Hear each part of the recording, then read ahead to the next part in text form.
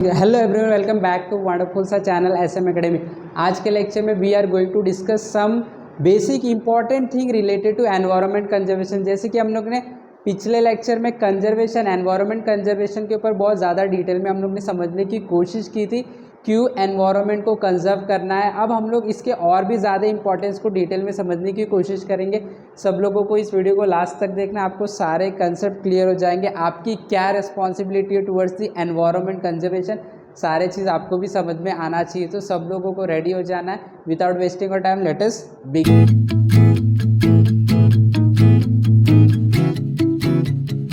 So now you can see environment conservation के needs के बारे में we are going to discuss needs of the environment conservation. So in last lecture we have seen why this environment conservation is very important, because we depend on environment.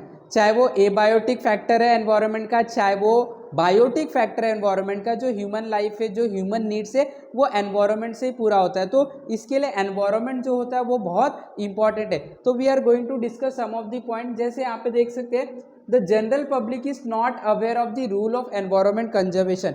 Need क्यों है environment conservation को आगे बढ़ाने की जरूरत, क्या है वो सब पब्लिक को बताने की जरूरत क्या है। तो you can see the general public is not aware of the rule of environment conservation. Basically जो एनवायरनमेंट में जो चीज़ें हैं वो जो जनरल पब्लिक है उसको यूज़ करते जा रहे यूज़, राइट। बट वो जो एनवायरनमेंट का यूज़ कर रहे हैं वो कौन से लिमिट से करना चाहिए, कितना यूज़ करना चाहिए, इसके बारे में जो जनरल पब्लिक है उनको नहीं पता है, तो उनको अवेयर करना पड़ेगा। It is the statement. देखो ये स्टेटमेंट क्या बोल रहा है, the general public is not aware of the environment conservation. Environment को कंजर्व करके रखना है। एनवायरनमेंट में जो भी एबायोटिक को बायोटिक फैक्टर है जिसके ऊपर हम लोग डिपेंड होते हैं, वो चीज़ को एक लिमिट के यूज़ करना है। ये सारी चीज़ों से अनअवेयर है जनरल पब्लिक, तो उनको अवेयर करना चाहिए। There should be large scale participation of the people in environment conservation. Environment conservation की कोई मुहिम है, एनवायरनमेंट कंजर्वेशन का कोई भी हम बोल सकते हैं एक्टिविटी चल रहा है, तो वहाँ पे जो जनरल पब्लिक है उन लोगों को ना बढ़ चढ़ कर हिस्सा लेना चाहिए। तो उनको ना एनवायरनमेंट कंजर्वेशन के बारे में बहुत ज़्यादा डिटेल में समझ में आएगा। और हमें पता है कि ये हमारी नीड है, एनवायरनमेंट कंजर्वेशन बहुत इंपॉर्टेंट है, ये हमारी नीड है। तो हम लोगों को इसके बारे में समझना चाहिए कि कौन से लेवल पे हम लोग को एनवायरनमेंट को कंजर्वेशन करना चाहिए। Now you can see it will be possible to answer the environmental problem only if environmental protection conservation become an effective public movement. अब देखो ये बहुत इंपॉर्टेंट पॉइंट डिस्कस किया। It will be possible to answer the environment problems. Environment में जो भी problem आ रहा है, जैसे कि एक एग्जांपल ले लेते, एक पॉन्ड इकोसिस्टम है वो डिस्टर्ब हो गया है, ठीक है। तो क्यों डिस्टर्ब हुआ रहेगा, क्योंकि हो सकता है वो पॉन्ड के अंदर इंडस्ट्रियल वेस्ट जा रहा हो, जिसकी वजह से पॉन्ड के अंदर जो भी फिशेस है, एक्वाटिक प्लांट है, वो डिस्ट्रॉय हो गए। तो ये एक तो प्रॉब्लम है ना। तो ये प्रॉब्लम को सॉल्यूशन निकालने के लिए किस तरीके से इसको सॉल्व किया जाएगा, उसके लिए सबसे पहले आपको एनवायरनमेंट कंजर्वेशन के बारे में पता रहना चाहिए। For this purpose values like positive attitude and affection toward the environment, knowledge about it etcetera should be inculcated among children, right.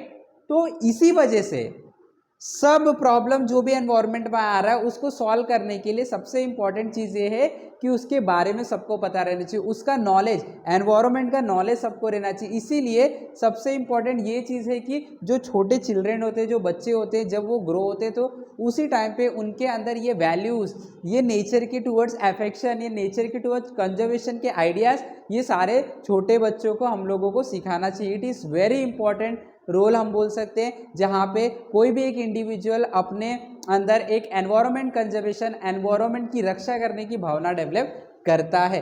This will help to make future generation more aware of environmental conservation and protection.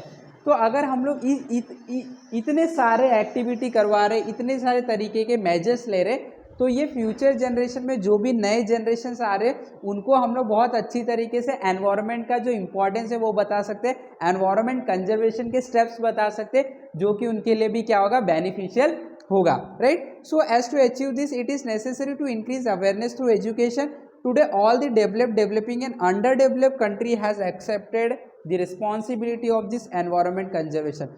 तो देखो ये तो आपको पता चल गया कि ज़रूरी, ये देखो सारे पॉइंट में एक ही चीज़ को ऊपर फोकस किया गया, दैट इज़ कि जो जनरल पब्लिक है उनके अंदर अवेयरनेस क्रिएट करो, क्योंकि जनरल पब्लिक अवेयर ही नहीं है कि किस तरीके के एनवायरनमेंट के जो प्रोडक्ट है एनवायरनमेंट के अंदर जो बायोटिक और एबायोटिक फैक्टर उसको किस तरीके से यूज़ किया जाता है, कितना यूज़ किया जाता है, इसके बारे में जो जनरल पब्लिक है उनको कोई आइडिया नहीं है। इसके लिए ये नीड है, ये समय की ज़रूरत है, मांग है कि जो पब्लिक है उनको एनवायरनमेंट कंजर्वेशन का महत्व बताया जाए, राइट। तो यही इसलिए टॉपिक हम लोगों को दिया गया है, नीड फॉर एनवायरनमेंट कंजर्वेशन। तो अगर हम लोग पब्लिक में अवेयरनेस जगाते हैं, सारे डेवलप नेशन हो, चाहे वो डेवलपिंग नेशन हो चाहे अंडर डेवलप नेशन हो, सारे नेशन के अंदर ये जो मुहिम है, जो एनवायरनमेंट कंजर्वेशन की बात है, जो अवेयरनेस है जनरल पब्लिक में, वो होना बहुत ज़रूरी है, right. Okay, now you can see their efforts are in their direction. They have defined future plan for environmental protection and have constituted the necessary law. अभी जो कंट्रीज होते हैं उनके हाथ में उनका एनवायरनमेंट है, उनके हाथ में उनका फ्यूचर है, तो they should make some of the law, make public aware of it, right. तो ये सारे पॉइंट में एक ही चीज़ डिस्कस किया गया जो आपको भी समझ में आना चाहिए, that make public aware of the environment conservation. सारे जो जनरल पब्लिक है उनको बताया जाए कि एनवायरनमेंट कंजर्वेशन जो है कितना इंपॉर्टेंट है। ओके, चलो आगे बढ़ते हैं। नाउ यहाँ पे हमें दिया गया complete the following chart given beside with the help of environment. Environment के बेस पे ये जो चार्ट है उसको हम लोग ने कंप्लीट किया गया। देखो एनवायरनमेंट क्या पूछ रहा है हम लोगों से, ये पूछ रहा है need of environment conservation. Environment को कंजर्व करने की जरूरत क्यों है? अगर एनवायरनमेंट है, नेचर ने बनाया तो बनाते रहेगा, नहीं, इसको कंजर्व करने की जरूरत है। तो क्यों कंजर्व करने की जरूरत है? You can see first to maintain the clean pollution free air water and land.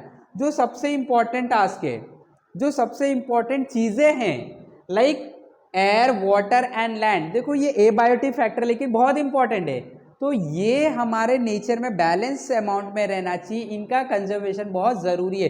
तो ये अच्छी तरीके से मेंटेन रहे, क्लीन रहे पब्लिक के यूज़ के लिए, इसके लिए एनवायरनमेंट का कंजर्व करना बहुत इंपॉर्टेंट है। सेकेंड देख सकते हो, to conserve the natural resource. जो नेचुरल रिसोर्सेज है, जैसे कि हम लोगों को पता है जो ऑयल है, नेचुरल गैसेस है, पेट्रोल, डीजल, जो मिनरल्स हम लोगों को मिलते हैं, इनका जो हम बोल सकते हैं कलेक्शन है, ये कलेक्शन को सेव करके रखने के लिए, प्रिजर्व करके रखने के लिए, जो एनिमल्स है हमारे नेचर में, जो पेड़ है हमारे नेचर में, ये सारे चीज़ हम लोगों को यूज़फुल होते हैं। तो इनको कंजर्व करके रखना, इनको प्रिजर्व करके रखना, इनको रिजर्व करके रखना भी एक बहुत इंपॉर्टेंट फैक्टर है, मेजर है।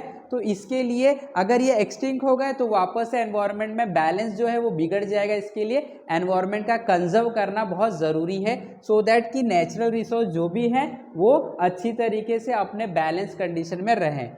Next, to maintain the balance in the nature. Nature में एक बैलेंस, जैसे हम लोग ने देखा इकोसिस्टम, एक पॉन्ड इकोसिस्टम है, तो वो अच्छी तरीके से चलते रहे, उसके अंदर जो मछलियाँ हैं वो मरे नहीं, एक्वेटिक प्लांट मरे नहीं, तो ये पॉन्ड इकोसिस्टम अच्छे से चलते रहे, ये नेचुरल रिसोर्सेज अच्छे से बने रहे, इसके लिए एनवायरनमेंट कंजर्व करना बहुत ज़रूरी है। Next, to solve the natural and artificial problem. जो भी नेचुरल प्रॉब्लम आ रहा है, जैसे कि हम देख सकते हैं एसिड रेन होता है, ये एक्चुअली नेचुरली ही है, बट ये एसिड रेन किस वजह से हो रहा है? आर्टिफिशियल, हम लोगों के वजह से हो रहा है, हम लोग ने एनवायरनमेंट में डिसबैलेंस क्रिएट किया, राइट। तो ये सारे चीज़ को प्रिजर्व करने के लिए एनवायरनमेंट को कंजर्व करना बहुत ज़रूरी है। To protect and conserve biodiversity. Biodiversity living जो स्पीसीज है हमारे अर्थ पे, चाहे वो प्लांट है चाहे एनिमल है, इनको प्रोटेक्ट करना भी बहुत ज़रूरी, ये भी हमारे यूज़ के होते हैं। तो अगेन इनको प्रोटेक्ट करने के लिए एनवायरनमेंट को कंजर्व करना बहुत इंपॉर्टेंट है। And the last one is to give quality of life and sustainable future to next generation. तो अगर हम लोग आज कंजर्व करके रखेंगे, जो आने वाली हमारी पीढ़ी है उन लोगों को अच्छी तरीके से एक वेल सेटल, एक अच्छा लाइफ जो है वो मिल सके, इसके लिए एनवायरनमेंट कंजर्व करना बहुत important. So this are some of the factor why environment conservation is important. चलो आगे बढ़ते हैं हम लोग। Now environment conservation our responsibility. देखो ये एनवायरनमेंट, ऑब्वियसली हम लोग एनवायरनमेंट को यूज़ करें, जो भी एनवायरनमेंट में बायोटिक फैक्टर है, एबायोटिक फैक्टर है, वो हम ही यूज़ करें, राइट। हम लोग पेड़ के ऊपर डिपेंड होते हैं, जो लार्ज प्रोड्यूसर है, हम कंज्यूमर है, डिपेंड होते हैं, राइट। तो ये हमारी रिस्पॉन्सिबिलिटी कि हम लोग क्या करें, एनवायरनमेंट को कंजर्व करके रखें।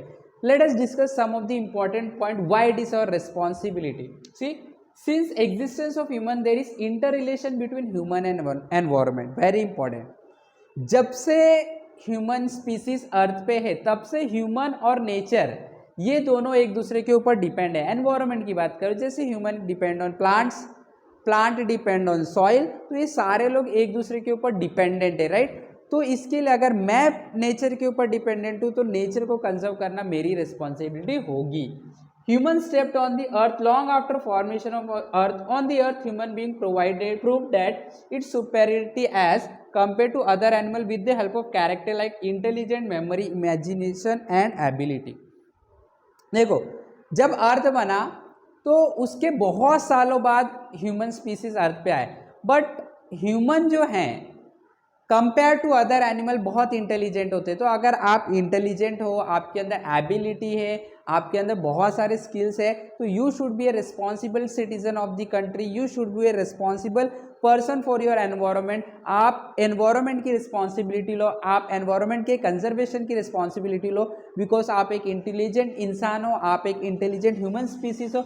जो लोग नेचर को, जो लोग एनवायरनमेंट को यूज़ कर रहे हैं अपने डेली लाइफ को एक लग्जरियस और प्लेजरेबल बनाने के लिए, right. So it is your responsibility.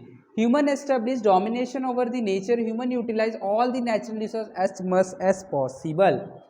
तो ह्यूमन के इंटेलिजेंट के वजह से उन्होंने बहुत सारे प्रॉब्लम क्रिएट किए हैं। उन्होंने जितने भी हम बोल सकते हैं नेचुरल रिसोर्स उसका ज़्यादा से ज़्यादा यूज़ किया विदाउट एनी लिमिट, तो जिसकी वजह से कुछ ना कुछ डिसबैलेंस हमारे एनवायरनमेंट क्रिएट हुए। तो अगर हम इतने इंटेलिजेंट है तो हम लोग अगर इस तरीके की हरकत करें तो वी आर इररिस्पॉन्सिबल, हम लोग नेचर की रिस्पेक्ट नहीं कर रहे हैं। And if there is no respect of nature तो हम लोगों का जो लाइफ है उसके अंदर कुछ ना कुछ प्रॉब्लम आएगा। एंडेंजर जो स्पीसीज हम हैं, जो ह्यूमन स्पीसीज है वो एंडेंजर हो सकता है, राइट। तो यहाँ पे देखो, in an attempt to live a satisfactory life human kept on snatching from the nature as much as possible and this led to increase in problem. तो ह्यूमन के अंदर देखो इंटेलिजेंट तो है लेकिन साथ में ह्यूमन ग्रीडी भी है। तो कितना मेरे लाइफ को बहुत अच्छा बना लो, उसकी वजह से उन्होंने एनवायरनमेंट से इतनी सारी चीज़ें ले ली और जिसका कोई लिमिट नहीं है, जिसकी वजह से एनवायरनमेंट में डिसबैलेंस हुआ और ह्यूमन स्पीसीज के ऊपर खुद ही प्रॉब्लम क्रिएट हो गया। तो इट शुड बी अवॉइडेड, ये हमारी रिस्पॉन्सिबिलिटी कि हम ऐसा नहीं करें। From this entire scenario we can understand that human has crucial role in maintaining the environmental balance. तो इतने सारे की वजह से जो इतना सारा सिनेरियो हमने डिस्कस किया, हमें ये पता चला कि अगर जो भी प्रॉब्लम क्रिएट हो रहा है environment, it is only due to the human activity, human के इंटेलिजेंस के वजह से है। इसके लिए ह्यूमन की रिस्पॉन्सिबिलिटी कि जो आप एक्टिविटी कर रहे हो, जो आप इंटेलिजेंस अपना दिखा रहे हो नेचर के प्रति, वो इंटेलिजेंट वो एक्टिविटी एक लिमिट में होना चाहिए, only for the benefit of the society, और उसका ओवर एक्सप्लॉयटेशन नहीं होना चाहिए। If human has disturbed the environmental balance, then human itself only can conserve and improve the quality। अगर मैंने प्रॉब्लम क्रिएट किया है तो मेरे पास ही सॉल्यूशन होगा। सो thus अगर हम लोगों ने एनवायरनमेंट के अंदर जो भी रिसोर्सेस है उसका एक्सप्लॉयटेशन किया है तो हमारे पास ही उसका सॉल्यूशन है कि अब हम लोग सतर्क हो जाए, अब हम लोग एक रिस्पॉन्सिबल सिटीजन बन जाए, सो दैट जो फ्यूचर वाले जनरेशन उनको ये जो भी प्रॉब्लम है फेस नहीं करना पड़े। Many times general public is unknown that its activity are harmful to environment, therefore unknowingly many activities happen। तो देखो बहुत सारी जो पब्लिक होती है उनको पता भी नहीं होता। जैसे माइनिंग की अगर मैं बात करूँ तो माइनिंग के बारे में बहुत सारे पब्लिक को नहीं पता है। तो हो सकता है छोटे लेवल पे वो माइनिंग करते हो, राइट। तो छोटे लेवल पे ही माइनिंग कर रहे हैं तो there is some problem related to health या तो एनवायरनमेंट में कुछ प्रॉब्लम हो सकता है। तो हमेशा जनरल पब्लिक को इसके प्रति आप जागरूक करें, अवेयरनेस क्रिएट करें general public, so that they become responsible for their environment. ठीक है, आगे बढ़ते हैं हम। हाउ डू बटर, एक क्वेश्चन दिया गया है, अच्छा question, how do butterfly contribute to environmental balance. तो बटरफ्लाई का क्या रोल होता है हमारे environment, very important. Just see pollination, butterfly are important pollinator specially for flowering plants. तो जो बटरफ्लाई होता है ये पॉलिनेशन में हेल्प करता है। पॉलिनेशन बेसिकली क्या होता है, it is a reproduction in case of flowering plant. जो प्लांट होता है उनके अंदर रिप्रोडक्शन जो होता है वो पॉलिनेशन से होता है। तो जो बर्ड्स होते हैं they fly from one plant to another. तो जब वो किसी पेड़ पे बैठते हैं तो वहाँ से वो पॉलन लेके जब दूसरे पेड़ पे बैठते वहाँ पे ट्रांसफर कर देते। So with the help of this pollination this flowering plant can reproduce and new species can take place, right, then can take birth, right, new species होता है and new species can just take one new life, right। so this process is what called as pollination। तो pollination के अंदर जो इनका role है बहुत important होता है। पॉलिनेशन की वजह से न्यू स्पीसीज आते हैं प्लांट के, जो again it is beneficial for the environment. So therefore this is some of the important contribution of the butterfly to the environment. Okay, so now you can see, do you know, कुछ हम लोग को बातें पता रहनी चाहिए। First one देखो हमने क्या दिया गया, फॉरेस्ट कंजर्वेशन एक्ट 1980। तो देखो ये एक्सप्लॉइटेशन हो रहा है एनवायरनमेंट का, एनवायरनमेंट में कोई बैलेंस नहीं है, ह्यूमन जो है वो अननेसेसरी यूज़ कर रहे हैं एनवायरनमेंट का, तो उसके लिए हम लोगों को कुछ कंट्रोल मेजर्स लेना पड़ा है। तो गवर्नमेंट ने कुछ कंट्रोल मेजर्स लिए। देखो सबसे पहला है फॉरेस्ट कंजर्वेशन एक्ट 1980। तो 1980 में गवर्नमेंट ने फॉरेस्ट को कंजर्व करने का एक, हम बोल सकते हैं, मुहिम चलाया था, और उसको हम लोगों को आज भी फॉलो करना है, वो एक्ट है, राइट। इसमें क्या है देखो, the land reserve for forest conservation has been prohibited to use for any other purpose by this law. तो ये लॉ कहता है कि कुछ कुछ बहुत सारे जो बड़े बड़े जगह हैं, बड़े बड़े लैंड्स खाली हैं, उसको कंजर्व किया गया, प्रिजर्व किया गया फॉरेस्ट के लिए। तो वहाँ पे अगर कोई भी अनवांटेड चीज़ें कर रहे, कटिंग कर रहे फॉरेस्ट का, तो it is prohibited. Okay, permission of central government is compulsory for mining activity. Any person who disobey this law is entitled to imprisonment.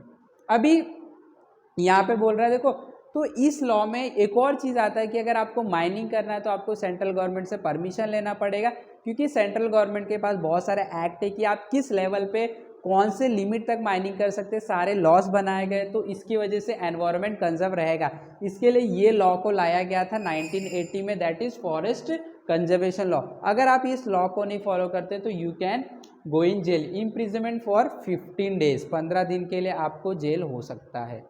Then next, environmental protection act 1986। फिर 1986 में environment को protect करने का act आया था। Purpose of this act is to control the pollution and punish the person और institute harming the environment. इसका देखो क्या रूल है, एनवायरमेंट प्रोटेक्शन एक्ट ये बोलता है कि अगर कोई भी पर्सन या कोई भी ऑर्गेनाइजेशन अगर वो एनवायरमेंट में पॉल्यूशन को इंक्रीज कर रहा है, हार्म कर रहा है, तो उसको कुछ ना कुछ पनिशमेंट देना पड़ेगा, right. Any person or factory is prohibited by this act from releasing the pollutant in atmosphere beyond a permissible limit।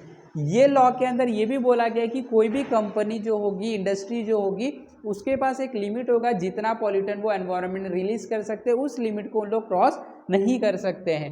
The person breaching this rule is entitle of for either 5 year imprison और fine up to ₹1 lakh. अगर कोई भी person इस law को follow नहीं करता है, ये लॉ को तोड़ता है, then they will be entitle for 5 year imprisonment, 5 साल की जेल हो सकती है, और फाइन ऑफ ₹1 लाख।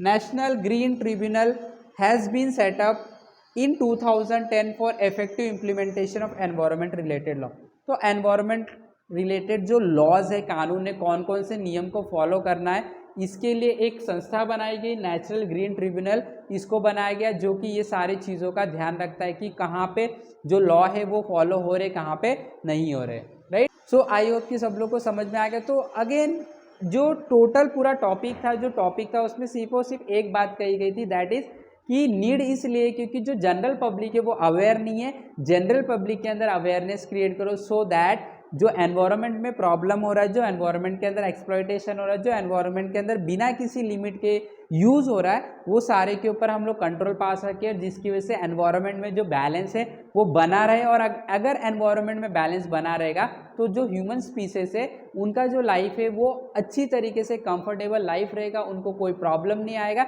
एंड दस आप फ्यूचर जनरेशन के लिए भी इस एनवायरनमेंट को, इस अर्थ को सेव कर सकते हैं। तो आई होप कि सब लोग को बहुत अच्छे से समझ में आ गया। फटाफट वीडियो को लाइक करना है, शेयर करना है, चैनल पे न हो तो सब्सक्राइब भी करना है। इसी तरीके से हमारे साथ जुड़े रहे, सीखते रहे। Have wonderful learning, have wonderful day. Thank you very much.